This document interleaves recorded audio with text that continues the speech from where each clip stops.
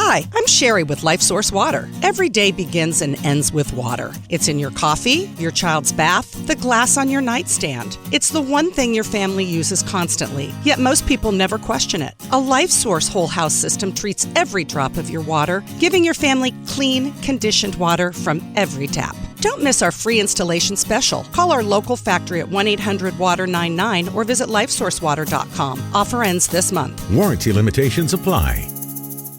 Time for Michigan's newest sports talk show, Mitten Madness. And here he goes. Defense win championship. Michigan sports talk from here in Battle Creek. The latest stories, the biggest games, all across the Mitten State.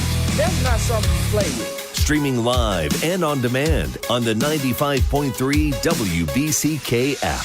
Your host, Da'Jzon Hughes.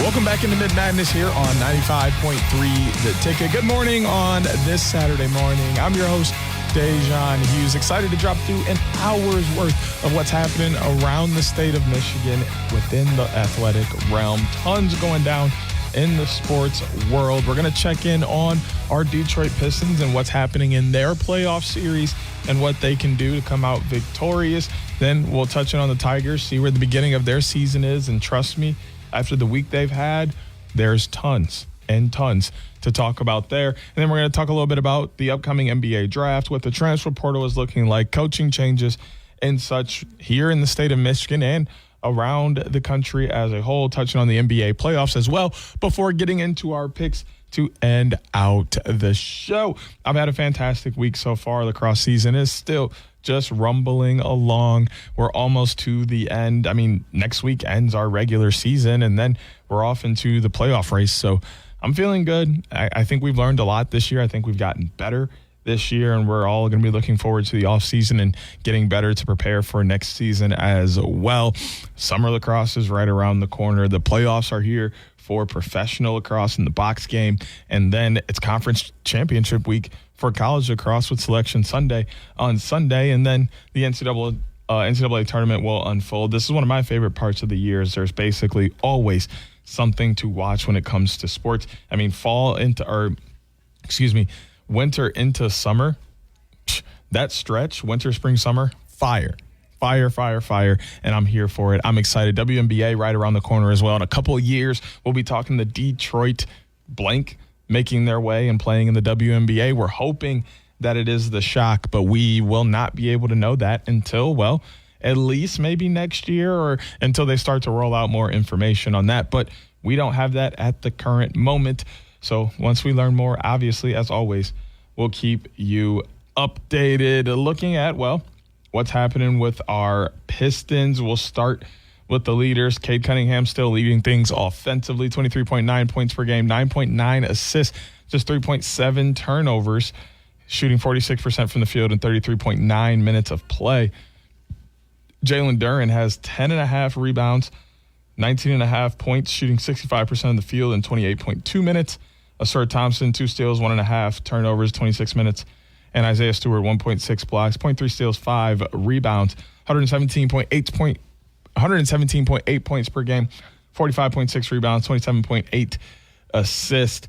And, well, catching those up who may have no clue what is happening in this first-round playoff series, the Detroit Pistons were the number 1 seed in the Eastern Conference, and after the play-in, they were awarded the opportunity to play the Orlando Magic. The Magic came out swinging as they won Game 1, 112-101. Then the Pistons were able to battle back and win Game 2, 98-83, before dropping 2 in a row, Games 3 and 4, 113-105 and 94-88.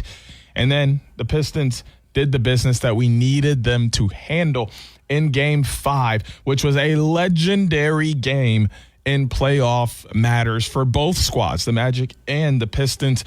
We'll touch on the Magic first. Paolo Banchero, absolutely stunning from the field. 17-31, 5 for 12 from the free throw line, 45 points for Banchero. Also had 9 rebounds, 7 assists, 6 turnovers, and 41 minutes of play. The Magic shoot 48% from the field, 45 from the 3, 53 from the free throw line. They only had 16 turnovers in this game and grabbed 33 rebounds. They did not lead at all in this game that was at Little Caesars Arena. On the other side, the Pistons got another legendary, historic, record book performance from Cade Icewood Cunningham. Get him another pair of buffs right now. He needs the Cartier sunglasses on his face because the boy's been playing like none other than an absolute Detroit legend. He shoots 13 of 23, 14 of 14 from the free throw line for 45 points, 15 rebounds, 6 assists for Sir Thompson. Only 5 turnovers for Thompson, 36 minutes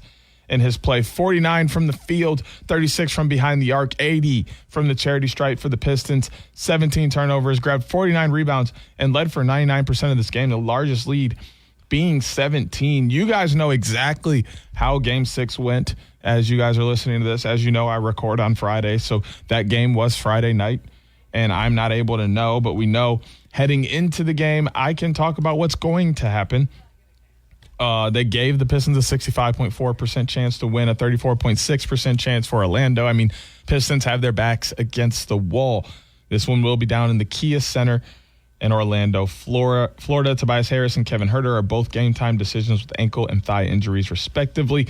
Meanwhile, Franz Wagner is out with a calf injury until at least Sunday. Jonathan Isaac also out with a knee injury. They call him a game-time decision. So, the Pistons kind of have some favor on their side in that Game 6 with a couple huge injuries, and most notably Franz Wagner, the number 2 option on this Magic team. Pistons are going to have to win that game to force a Game 7. So Game 7 would be Sunday. Doesn't look like they have a time yet for that game, but they do have the game marked as 7 or on Sunday for Game 7 if necessary. It would be at Little Caesars Arena. They're giving the Pistons a 79.1% chance to win if it makes it to 7 games, just 20.9% chance for Orlando. And I imagine a lot of that has to do with the availability of Franz Wagner and how available or unavailable he will be for these next 2 games for the Pistons. But, I mean, the main issue in all of these Pistons games so far in this series has been turnovers and free throw shooting.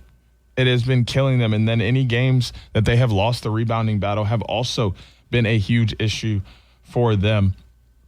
They won the rebounding and turnover. They lost the turnover battle, but won the rebounding battle in Game 2, and they won that one. You've seen the same thing in Game 5, where they were able to dominate the rebounding battle, winning at 49-33. They won the turnover battle, or lost the turnover battle again by 1 in this game, but either way they came out victorious in both of those games. When you look at Game 1, they lost the turnover battle 45-39. When you look at Game 3, they lost the rebounding battle, they lost the rebounding battle 48-42, and they lost the turnover battle 16-14 in that game as well. When you look at Game 4, they lost the rebounding battle 52-49, but lost the turnover battle 20-12. So those are 2 things that have been huge. Pistons have only shot over 74% in one game from the free throw line, and that was, I believe, in the most recent game, Game 5, where they shot 80%. In Game 2, they shot 58% and was still able to win that game. It's absolutely bonkers to me how bad the free throw shooting has been for the Pistons, but if they're not able to fix that and the turnover issues and the rebounding issues as well, then they're not only looking at elimination in this Orlando Magic series, but how are you going to fare against either the Toronto Raptors or the Cleveland Cavaliers in the next round if those issues persist? Those teams are better defensive teams. Those teams are better offensive teams. Those teams are more willing to grab rebounds. How can you compete with a team that's going to be of a better caliber than the Magic if you're struggling against the Orlando Magic? So tons of things for the Pistons to take a look at and focus on over the next couple of games. Really, I mean, they don't really have a lot of time to fix them. They have to fix them now, or they will be on their way to Cancun with an early exit to the Orlando Magic. They don't want to be one of 7 1 seeds to lose to 8 seeds in the NBA finals. It does not happen, or NBA playoffs, excuse me. It does not happen often, but that does not mean it is impossible, and that does not mean it will not happen. As we can see, the Pistons are on the brink. They have to win both games 6 and 7 to avoid that. So when we talk next week, we will know exactly whether or not the Pistons will be continuing their season and moving on in the playoffs, or if they will be packing things up and getting prepared for the NBA draft and looking forward to the offseason. So hopefully, fingers crossed, that the Pistons will be forcing a Game 7 and winning that Game 7 to move on and play the winner of the Cleveland Cavaliers and the Toronto Raptors. But there is no guarantee. When we look at the NBA playoffs overall, the Thunder have comfortably moved on, sweeping the Suns 4-0. The Spurs gave the Trailblazers a gentleman's sweep and let them have one game, so they have moved on to the second round as well. They already know their opponent, as the Timberwolves took care of the Nuggets on Thursday night to win that series 4-2. So now the Timberwolves and Spurs will start on May 4th. That's Monday for Game 1, which we'll dive deeper into that game within our picks. But also looking at the rest of the Western Conference, only one series left to be determined. It's the 4-seeded Lakers against the 5-seeded Rockets. The Lakers currently lead the series 3-2 as I'm recording. So that game was also Friday night at 9:30 p.m. on Prime Video. So those of you out there listening know exactly what happened in that matchup and whether they're going to be seeing a Game 7 on Sunday or if the Lakers are going to be moving on for a matchup with the Thunder. Meanwhile, the Eastern Conference, a totally different story. Only one team has punched their ticket to the conference semifinals so far. That is the New York Knicks, who took care of the Atlanta Hawks Thursday night, 140-89 in that historic playoff beatdown. 51-point victory for the Knicks, their largest in playoff history. I also believe to be the largest loss for the Hawks in playoff history, and I believe the largest margin of victory for any team in playoff history. They move on, win that series 4-2.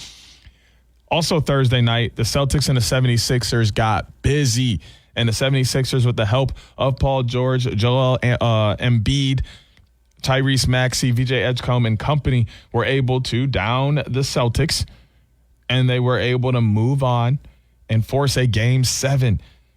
So the 2-seeded Celtics will host the 7-seeded 76ers on Saturday, later today, 7:30 p.m., NBC and Peacock, for Game 7 to see who will be moving on to take on the Knicks in the conference semis. Meanwhile, we've already talked a ton about the Pistons and what their matchup is looking like and what needs to happen for them to move forward. The opponent is still up for grabs as well. Currently, as we're recording, the Cavaliers, 4-seeded, lead the 5-seeded Raptors 3-2 in that series. Game 6, Friday night at 7:30 p.m. on Prime Video. So you guys all know exactly whether the Raptors were able to force a Game 7 for Sunday, or if the Cavs are moving on and will be awaiting their opponent between the Pistons and Magic, or maybe even that series has already been figured out and the Magic are moving on and the Pistons were not able to force a Game 7. But what we do know is there are 4 teams that have punched their spot and 4 more teams that will punch their spot before this weekend is over. So by the time we talk again next week, we'll be talking about the conference semifinals and whether or not the Pistons were able to make it there. And honestly, I would love for the Pistons to make it there because I'm starting to run out of things to talk about around here. And the Pistons are one of the most exciting things. And plus, it's been since forever since we've seen the Pistons have sustained success within the playoffs. And us Pistons fans, at least me, myself, are dying to see it. But Cade Cunningham needs a ton of help if they're going to have success. Jalen Duren has been waking up a little bit in the past couple of games. Tobias Harris has to bring that veteranism to the floor. Duncan Robinson and Karis LeVert have to begin to hit shots, and company have to show up to help Cade. But enough of the Pistons talk. We'll talk more about what's happening in the NBA and the playoffs when we come back again next week. After the break, we'll be talking about the Detroit Tigers over in Comerica Park with more Mitten Madness here on 95.3 The Ticket. Hey, dear John, I was hoping it wouldn't come to this, but you've left me no choice. I'm leaving. Uncontrolled high blood pressure is really serious, and lately you seem to really not care. I've been there for you since day one, and I know you think I'm gonna keep ticking. But no, my friend, I can quit whenever I want. Why can't we get back to the good times? When we were more active and ate more healthy foods, and you checked on me every once in a while. Is that too much to ask? I don't want to leave, but unless you stop ignoring me, what else am I supposed to do? Remember, when I quit, you quit. Sincerely, your heart. Listen to your heart. Don't let it quit on you. Doing the minimum to control your high blood pressure isn't doing enough. High blood pressure can lead to a stroke, heart attack, or death. Get your blood pressure to a healthy range before it's too late. Find out how at heart.org/blood pressure. Check, change, control. A message from the American Heart Association, the American Stroke Association, and the Ad Council. As a young teenage boy, I didn't even know what autism was. How do you even spell that? A few years later, I heard that a friend's cousin's son had been diagnosed with autism. I still wasn't sure what that really meant. When I went to college, my roommate's brother had autism. When I moved to the city for work, my best friend called me and told me his son had been diagnosed with autism. We were both in shock. I still remember the day I walked into the house and saw that look on my wife's face. I knew something was wrong. I'll never forget how I felt when she said, "Our son has autism." Autism is getting closer to home. Today, 1 in 110 children is diagnosed with autism. That's a 600% increase in the last 20 years. Learn the signs at autismspeaks.org. Early diagnosis can make a lifetime of difference. Brought to you by Autism Speaks and the Ad Council. Steven. Who said that? Me, down here. Ugh, what are you, a yellow booger? I'm a banana slug, Steven. What are you doing in my room? I'm your sense of adventure. It's been a long time since we've had an adventure in the forest. Mom took me to the forest last year. I'm a slug, Steven. It took me a long time to get here. You're right. I should get out. Yeah, the forest is not that far away. Hey, Mom! Come to the forest where the more adventurous you lives. Check out discovertheforest.org for cool places nearby. Brought to you by the U.S. Forest Service and the Ad Council.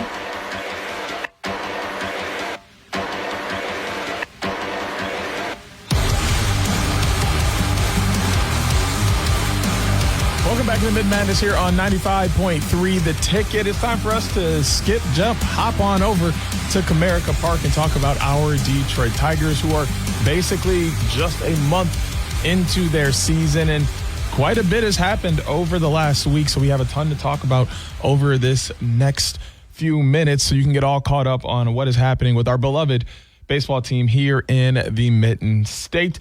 Starting with the standings, they are still atop of the AL Central, but they are now tied in that first place spot with the Cleveland Guardians. Both teams sitting at 500 at 16-16. They have a 1.5 game lead on the White Sox, who are 14-17, a 2-game lead on the Twins, who are 14-18, and the Royals are 12-19, sitting 3.5 games back from the leaders. Those leaders, when looking at the American League overall, are sitting tied for fourth.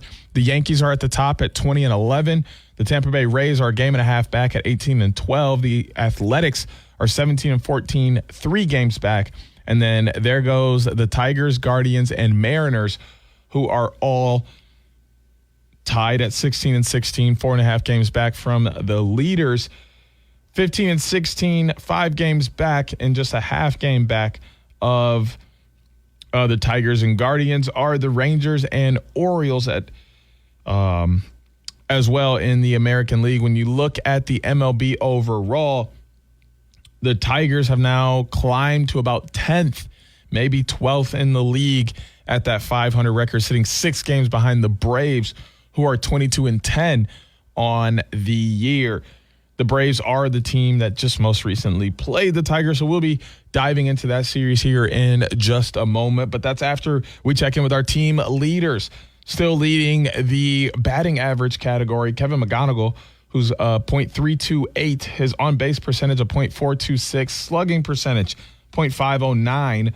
Kerry Carpenter leads the team in home run jacks, though he's got 6 of them, while his average is just .224, and he's got 17 RBIs. Dylan Dingler is the main man when it comes to batting runs in, though. His RBIs sitting at 20 as he leads the team. He's got 5 homers and a .247 ERA. On the pitching side of things, it's Scooble back in the front of all 3 categories. I mean, he might slip here and there, but it won't take long for him to regain his crown. His ERA is sitting at 2.70. He's got 3 wins and 45 strikeouts on the year as well to pace the Tigers on the pitching side. Runs, 142 of them, is good for 13th in the MLB. The team's batting average of .250 is good for 8th. Their on-base percentage of .333 is 6th in the MLB, and their slugging percentage of .411 is 7th. Pitching, on the other hand, their ERA, 3.96, tied for 10th in the league. Quality starts of 15th is tied for 3rd. Their whip at 1.32, tied for 16th. And their opponent batting average of .240 is good for 14th in the MLB. So, I mean, honestly, both the pitching and batting so far kind of even across the board. Kind of explains why when one thing goes bad, the other goes bad, and then the game kind of overall is just bad. But, I mean, hey, they're even. They're 500, so they're not winning more games than they're losing, but they're not losing more games than they're winning. So something does eventually have to change and make way for the Tigers to be just a tad bit better. But until then, they're probably going to be a middle-of-the-road 500 team. They're coming off 2 back-to-back 2-1 series losses. The first was to Cincinnati. The Reds, both of these series were on the road. They lost 9-8, giving Ashcraft the win on Friday the 24th. Then they lost 9-2, giving Singer the win on the 25th. And then they were able to win on Sunday the 26th, giving Herder the win, his 3rd of the year. And the Tigers win 8-3 in that game, boosting their record to 15-14 after that series. And then the very next series was down in Atlanta on the road. They lose game 1, 5-2. Perez wins it 2-1. And then Wednesday, 4-3, they lose to Lopez, who now advances to 2-1 on the year. And then you have Thursday, where the Tigers win 5-2, improving their record to 16-16. Anderson picks up the win there. Jansen and Flaherty picked up losses against Cincinnati, and then Mize and Jansen both picked up losses against Atlanta. Most importantly, we want to look at that first game of the series, the one that we lost 5-2, and Martin Perez throws 5 scoreless innings, as the Braves did beat the Tigers 5-2, but that wasn't the real issue here. In the 3rd inning, the Tigers lost their starting pitcher, Casey Mize, in the game. So that really took a toll on the Tigers throughout this game. Also, they lost center fielder Javi Baez, who left out on a cart after injuring his right foot on a play at first base in the 5th inning. He hit the ball, was running, trying to beat out the throw, and he hit the base awkwardly with his left foot, and his right foot folded under his leg while he fell. So that's something to also keep an eye on as well. They didn't really explain, Casey Mize was removed after straining his groin, covering first base on a ground ball to first baseman Spencer Torkelson. He lasted 2 1/3 innings, during which he gave up 2 runs, 3 hits, and a walk while striking out 3. So we don't know a ton more about what is happening with Javi Baez and his injury, but we do know that they both have been on the IR after they left early. Mize went on the 15-day IL with a right abductor strain, while Baez is on the 10-day IL with a right ankle sprain. Left-hander Emmanuel De Jesus and infielder Jace Jung were recalled from AAA Toledo to take their spots on the roster. Mize exited with that right groin tightness on Tuesday, and then obviously Baez was carted off. Baez said he was feeling better after getting treatment, but it wasn't enough to avoid a stint on the injured list. Mize said it was kind of a gradual tightening. The right-hander said after the game, "We did some tests between innings and felt good enough to go back out there, but it just never really went away." So the all-star from 2025, where he went 14-6, he's now 2-2 this year with a 2.90 ERA, hitting his 6 starts to start this season. So that's something for Tigers fans to keep their eyes on moving forward through the next, obviously, week and a half to 2 weeks, as they're both going to be out over that time. Baez should be back before Casey Mize. Heading into this weekend, the Tigers will take on the Rangers. This games will be at Comerica Park. The first game was last night as you're listening to this on Saturday, 6:40 p.m., Flaherty versus Gore. And then later today, 7:15 p.m. on Fox, Montero against Rocker. And then Sunday, the Tigers have not decided who will pitch in that game against Leader. It's a 7:20 first pitch on Peacock. And then Monday is the next series coming up for the Tigers. They will take on the Boston Red Sox, who they already took on earlier this year. And they split the series 2-2 out at Fenway Park in Boston. So 3 more games coming up for these two teams as they will look to see if either team will be able to gain an advantage in the regular season series. But these 3 games will be Monday, Tuesday, and Wednesday of next week, the 4th, 5th, and 6th of May. Monday's game, 6:40 p.m., Skubal will be on the mound against Toll. Tuesday's May 5th matchup will be a 6:40 p.m. first pitch as well. Valdez against Bello. And then Wednesday's May 6th matchup, a 6:40 p.m. first pitch. Jack Flaherty will be on the mound against undecided for the Red Sox, which leads us right into a one-day break on Thursday before the following series for the weekend gets started on Friday, May 8th. This series will be on the road against Kansas City. The Royals will host the Tigers 8th, 9th, and 10th, Friday, Saturday, Sunday, 7:40 p.m., 7:10 p.m., and 7:20 p.m., respectively. Only Game 3 of this series will be on Peacock, the other 2 on MLB TV. Montero slated to pitch Game 1 for the Tigers against Bubik. Tigers are undecided on Game 2 against Wacha, and then Skubal will take the mound in Game 3 against Cameron. So, I mean, there's not a ton to say about what happened over the last week for the Tigers other than they were able to win just enough games to keep themselves 500 and keep themselves at the top of the AL Central. But they're going to have to catch a boost here against some tough teams. I mean, the Royals are a in-division matchup that you have to win in order to keep yourself at the top of that division and also just have that tiebreaker in the ground later in the season. And then the Red Sox, not only did you split with them earlier in the season in a 4-game series on the road in Boston, but it's also a chance for you to prove that you can play at a high level. I mean, Boston is a routine MLB playoff team, and they play at the highest level. They have some of the biggest names in baseball. They have great pitching. So if you can continue to get hits off of a Red Sox pitching rotation, then some of the other rotations that you'll see throughout the season are not an issue, but you just have to kind of maintain and float here without, one of your aces in Casey Mize, who's basically number 2 in your rotation behind Tarek Skubal. And then you also have to be without arguably your all-star, one of your best players and best batters and fielders, and Javi Baez, who has really shown up since his move to center field. They liked him at shortstop and wanted to play him there, but it wasn't really working out. So they decided to make a move and move him to center field during last season, and he really took a spark. The bat woke up for him, and he was making amazing plays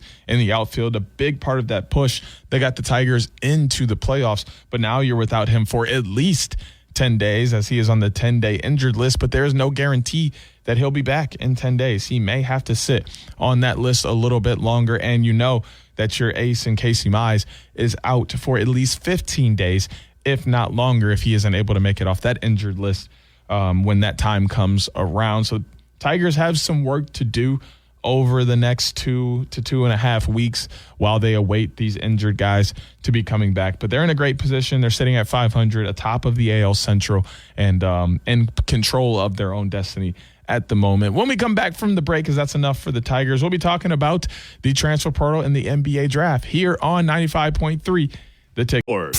Yeah, it's me, your heart. Listen to me. We've got to talk. High blood pressure is serious, and yours? Whoa, what happened to us? We used to be so much more active. But lately you've been ignoring me. I know you think I'm just gonna keep ticking away forever, but you're wrong. You can do so much more to control your high blood pressure. Doing the minimum isn't doing enough. I'm under a lot of pressure and can quit whenever I want. Bet you didn't know that. But I like my job. Just treat me better. Check on me. Give me something green to nibble on every once in a while. And maybe we can do some exercise on occasion. Let's get to it. After all, we're in this together. Listen to your heart. Don't let it quit on you. High blood pressure can lead to a stroke, heart attack, or death. Get your blood pressure to a healthy range before it's too late. Find out how at heart.org/blood pressure. Check, change, control. A message from the American Heart Association, the American Stroke Association, and the Ad Council. Dear John, I was hoping it wouldn't come to this, but you've left me no choice. I'm leaving. Uncontrolled high blood pressure is really serious, and lately you seem to really not care. I've been there for you since day one, and I know you think I'm going to keep ticking. But no, my friend, I can quit whenever I want.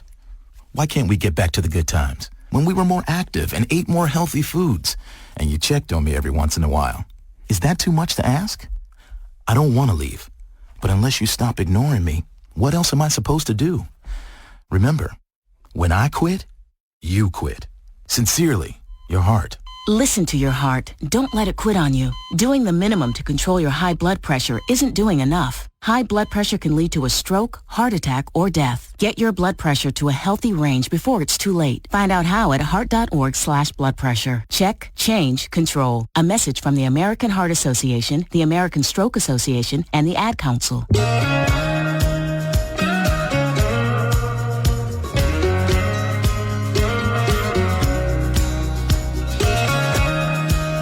Welcome back into Mitten Madness here on 95.3 The Ticket. I'm your host, Da'Jzon Hughes. We're diving into the NBA draft, big board, and a little bit of the transfer portal and coaching changes here in the state of Michigan, around the country as a whole, as that time is coming up. The number one prospect for this year's draft, A.J. DeBonsa. Number 2, Darren Peterson. Number 3, Cameron Boozer. Number 4, Caleb Wilson. Number 5, Keaton Wagler, the point guard and shooting guard out of Illinois. Wagler centered his breakout season with a Final Four berth as the primary driver of an elite Illinois offense that stalled out against an experienced UConn team. Although he had some ups and downs in the tournament, Wagler's long-term upside was on full display. His smart decision-making, perimeter shooting at 39.7%, and positional size advantage give him an excellent foundation as he adds strength and gains experience. Darius Acuff Jr., point guard from Michigan that played at Arkansas. The Detroit native, Acuff finished the season on a heater, leading Arkansas to a Sweet 16 berth in the SEC tournament title while winning SEC Player of the Year honors. It's hard to have a better freshman season than that, and he has vaulted himself into the mix as a top 5 candidate as the most NBA-ready of the talented freshman point guards. His ability to dictate game flow, elevate in traffic for tough jumpers, and find open teammates easily off the bounce gives him real offensive star power to boost his candidacy. He limited turnovers while handling a 29.5% usage rate and shooting 44% from behind the arc. He was phenomenal. 7, Kingston Flemings. 8, Nate Ament from Tennessee. Michael Brown Jr. 9 from Louisville. 10, Braden Burries. Number 11, Kareem Lopez, the New Zealand Breakers.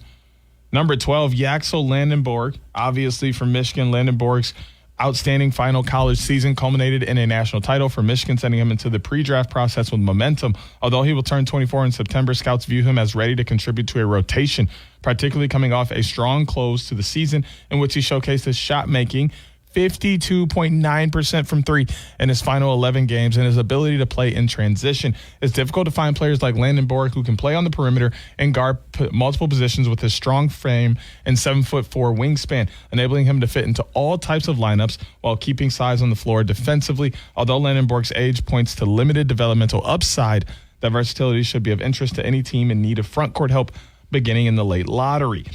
Ade Mara comes in at 13 out of Michigan. Mara greatly helped himself during Michigan's championship run, turning into a significant performance, scoring 26 points against Arizona's excellent defensive front line in the Final Four. His strong close to the season, averaging 13.5 points, 6.1 rebounds, and 2.5 blocks in his final 24 games, helped rejuvenate his status as a prospect after 2 down years at UCLA.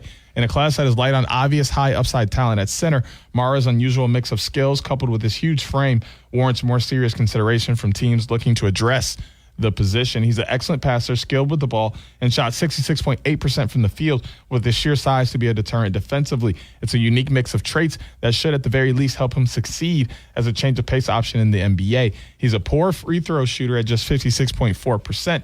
but had success down the stretch and flashed some capacity in warm-ups to eventually stretch his range beyond the arc. Heinz Steinbach comes in at 14. LeBaron Philon Jr. comes in at 15. Chris Sinak Jr. comes in at 16. Christian Anderson at 17. Jaden Acquaintance at 18. Isaiah Evans at 19. Koa Pete at 20. Bennett Sturts at 21. Cameron Carr at 22. Dalen Swain at 23. Morez Johnson Jr. from Michigan at 24. Johnson played a major role on Michigan's championship team, providing defensive backbone and physical rebounding and significantly boosting his stock in the process. While undersized for a center, Johnson has plus physical tools and has shown to be switchable on the defensive end, making him a solid fit for teams hoping to get more athletic and tougher up front. Continuing to develop his spot-up shooting at 34.3% would help expand his value on the other end, where he's somewhat limited to finishing plays. With the NBA trending back toward double big lineups, Johnson has an appealing profile as a plug-and-play depth option beginning in the mid-first round. Alan Graves from Santa Clara comes in at 25. Looking at the Big Ten for the rest of the top 100, Terrace Reed Jr., a transfer to UConn from Michigan, comes in at 37. Braden Smith, the point guard from Purdue, comes in at 41. Bruce Thornton, the point guard, shooting guard from Ohio State, comes in at 50. Andrei Stojakovic, the guard/forward from Illinois, comes in at 52. Kylan Boswell, the combo guard from Illinois, comes in at 54. Jeremy Fears Jr., point guard from Michigan State, comes in at 61. John Blackwell, the Wisconsin transfer to Duke, comes in at 65. Oscar Clough, the center from Purdue, comes in at 67. Elliot Cadeau, point guard from Michigan, comes in at 70. Trey Kaufman-Wren, the forward/center for Purdue, comes in at 77. Tucker DeVries from Indiana comes in at 80 as a guard and forward. Minnesota's Jacob Coffey, the forward from USC, comes in at 88. Cade Tyson, the guard/forward from Minnesota, comes in at 89. Nate Biddle, the center from Oregon, at 91. And Nick Boyd, the guard from Wisconsin, at 92. Lamar Wilkerson, the guard from Indiana, at 93. Fletcher Lawyer, the guard from Purdue, at 96.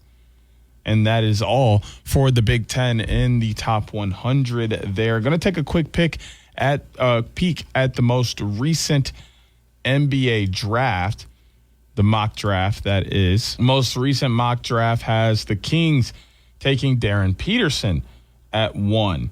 The Wizards taking A.J. DeBonta at 2. Cameron Boozer goes to the Pacers at 3. Wilson to the Nets at 4. Flemings to the Jazz at 5. Wagler to the Hawks via New Orleans. Okay, interesting. At 6. The Mavericks take Darius Acuff Jr. at 7. Michael Brown Jr. goes to the Grizzlies at 8. Nate Ament goes to the Bulls at 9. Burries to the Bucks at 10. Kareem Lopez to the Trailblazers at 11. Thomas Haw at 12 to the Spurs. Braylon Mullins at 13 to the Warriors. Jaden Quintance at 14 to the Hornets. Haynes Steinbach at 15 to the Thunder. Christian Anderson at 16 to the Thunder. Yaxel Landenborg at 17 to the Grizzlies. LeBaron Philon Jr. to the Raptors at 18. Koa Pete at 19 to the Hornets. Bennett Sturts at 20 to the Heat. Motias Krivas to the Lakers at 21. Chris Sanak Jr. to the Pistons at 22. Cameron Carr to the Nuggets at 23. Ade Mara to the 76ers at 24. Isaiah Evans to the Hawks at 25. Patrick Gamba to the Celtics at 26. Morez Johnson to the Knicks at 27. Amari Allen to the Cavs at 28. Dalen Swain to the Timberwolves at 29. And then Tunde Yusufu to the Mavericks at 30 for the first round. Dame Sarr goes to the Kings in round 2. Tyler Tanner to the Knicks in round 2. Alex Condon to the Grizzlies at 33. Juke Harris to the Nets at 34. Caravan to the Spurs at 35. Henry Vassar to the Bulls at 36. Joshua Jefferson at 37 to the Thunder. Malik Thomas at 38 to the Clippers. Zubi Ejiofor to the Rockets at 39. Braden Smith to the Celtics at 40. Adam Atma to the Spurs at 41. Ryan Conwell from Louisville to the Nuggets at 42. Elijah Arenas at 43 to the Heat. Flory Badunga to the Kings at 44. Milan Mojklanovic to the Nets at 45. Price Sanford to the Suns at 46. Orlando Magic take Ruben Chiolu at 47. Sergio De Lara to the Raptors at 48. Dash Daniels to the Mavericks at 49. Jaden Bradley to the Spurs at 50. Baba Miller at 51 to the Warriors. Terrace Reed Jr., 52 to the Wizards. Bruce Thornton, 53 to the Bulls. Kylan Boswell, 54 to the Rockets. Emmanuel Sharp, 55 to the Clippers. Richie Saunders, 56 to the Hawks. Solo Ball, 57 to the Knicks. Timberwolves take Milos Uzan at 58. Malik Brown, 59 to the Pelicans. And the Wizards take Trayvon Brazile at 60. That's all the coverage we have for the NBA draft and college movement at the moment. We'll check back in next week, but we're getting into our picks when we come back from the break here on Mitten Madness on 95.3 The Tick. Shop the Sherwin-Williams sale and get 30% off Duration, Woodscapes, and Super Deck products May 1st through the 11th. Whether you're refreshing your interior or exterior, we've got the colors to bring your vision to life. And with delivery, getting everything to your door is easier than ever. Shop online to have it delivered or visit your neighborhood Sherwin-Williams store. Click the banner to learn more. Retail sales only. Some exclusions apply. See store for details. Delivery available on qualifying orders. Limited.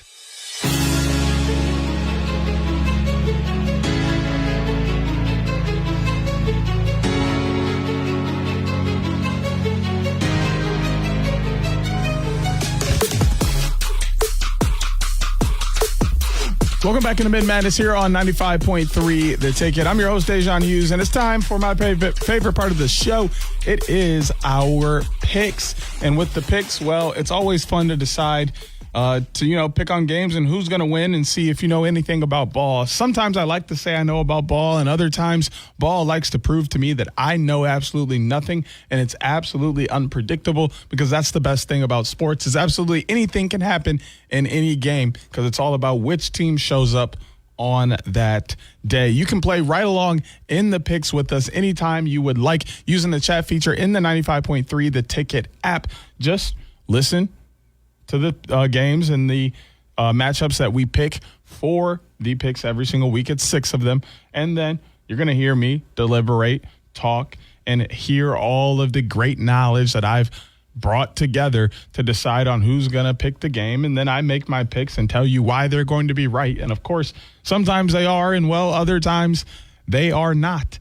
And then you have the option to go back and do your own deliberation and research and bring all your knowledge together to put together your perfect list of picks. And you don't have to explain to me why they're going to work. You just got to submit them to the chat feature on 95.3 The Ticket app, and we'll see if you know ball any better than I do. And maybe, just maybe, if you're able to beat me in a season of picks, we can find you something special here. Because, we like to hook up our listeners and the ones that engage the most. So if you can beat me in a round of picks, we will have something special for you. But with that being said, last week would have been a good week to get it on the picks against me because, man, once again, ball showed me it's unpredictable and you know nothing. The Battlehawks took down the Storm, picked up an L there. The Aviators lost to the Gamblers, another L there. The Kings beat the Renegades. Yep. Post an L to my forehead. The Pistons lost to the Magic in Game 3. You know what that means. Another L. The Hawks couldn't get it done in Game 4 against the Knicks. Give me one more L. The saving grace for me last week was the Timberwolves taking down the Nuggets in Game 4. So that gave me one win on the week. I went 1-5. So I'm up to 37-28-1 on this season of picks. So hopefully this week can go far better for me and I can be in a much better scenario than I was in, looking at my picks after this weekend. We'll start in the baseball lands over in Comerica Park here in Michigan and Detroit. The Red Sox will be coming for a 3-game series starting on Monday, May 4th, the 5th, and the 6th, so Tuesday and Wednesday as well. They all are 6:40 first pitches. Coming up in Game 1, Peyton Toll will pitch against Tarek Skubal. Toll on the year is 0-1 with a 3.38 ERA. His whip, 1.03. That's in 10.2 innings. He's given up 6 hits, 15 strikeouts. Only walked 5 runners, 1 home run given up. Skubal's 3-2, 2.70 ERA, 0.95 whip, 43.1 innings pitched, given up 35 hits, 45 strikeouts, 6 walks, 2 home runs given up. In their first series against each other, they split 2-2. Red Sox won Game 1, 1-0 on the 17th. Tigers won Game 2, 4-1 on the 18th. Then they won game 3, 6-2 on the 19th, and then the Red Sox bounced back in game 4, won 8-6 on the 20th. So now they're back 3 more games to find out who's going to win the season series. But I really like the Tigers in game 1. With Skubal on the mound, I feel confident anytime he's on the mound to go out and have success. They also like the Tigers in this matchup. 72.4%, 27.6% for Boston. Boston is 7-11 on the road, 12-19 at the moment. Tigers are 10-2 at home with their 16-16 record. In game 2, Framber Valdez will pitch against Brayan Bello. Tigers have a 67.6% chance, a 32.4% chance for Boston. Bellows 1-4, 9.12 ERA, 2.226 WHIP in 25.2 innings, 43 hits, 17 strikeouts, 15 walks, 8 home runs. Valdez 2-1, 3.35 ERA, 1.26 WHIP, and 40.1 innings pitched, 37 hits, 32 strikeouts, 14 walks, and 2 home runs. Feeling a little bit weary about that, but with Bello having such a high ERA, there's a chance the Tigers come up with a Game 2 victory as well.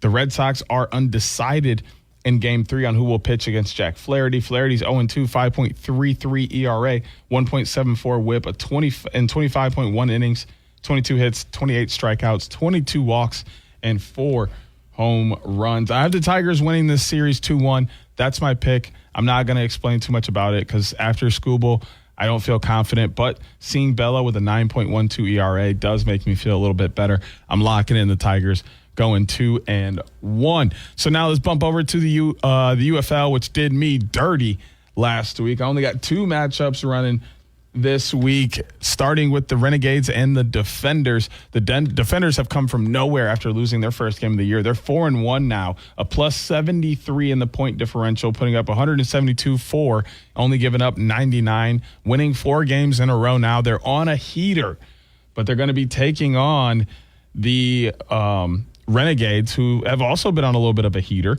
Or excuse me, they're on a downslide. They've lost 2 in a row. They have a +4 score differential, 134 points for, 130 points against. And I like trends, and this trend tells me that the DC Defenders are arguably the best team in the league. And the Renegades are on a slide, and it's going to take a lot for them to get back. I'm not sure that you want to go blow for blow with the Defenders to be trying to get your season back on track. I've got to rock with the Defenders here because all the numbers and the metrics and the momentum point towards the Defenders continuing that winning streak, bumping it to 5, and continuing to be the best team in the UFL at this moment. That bumps me over to my other game within the UFL. It is the Storm against the Stallions. They have opposite records. The Renegades and Defenders will play noon ABC later today. And then the Storm and Stallions will play 4 p.m. on Fox tomorrow on Sunday. These 2 teams having drastically different seasons. The Stallions sitting at the bottom of the UFL, a -37 differential, 130 points against, only 93 points for. They're on a 4-game losing streak after winning their first game of the year. Meanwhile, they're going to take on the Storm, who, they lost their first game of the year last week, and they are +27, 104 points for, only 77 given up, but they're 4-1 on the year. The Stallions really struggling, and yes, they need some help. Maybe the Storm start to slide like the Renegades. The Renegades lost 1, and then all of a sudden they lost 2. So maybe that happens to the Storm, but I'm not sure I feel confident about that being the case with the Stallions sitting at the bottom of the league, second in points for.